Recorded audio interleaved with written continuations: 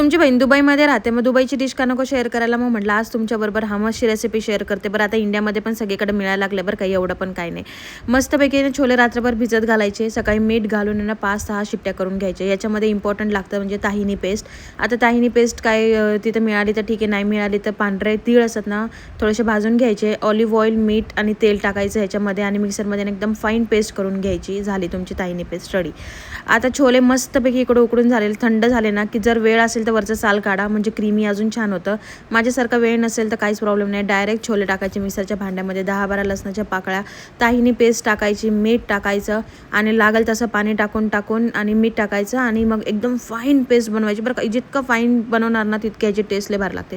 5-6 दिवस फ्रीजमध्ये मस्त राहतं. ब्रेड बरोबर, फलाफल किंवा तुम्ही डिप म्हणून हे यूज करू शकता. हे प्रोटीन रिच आहे.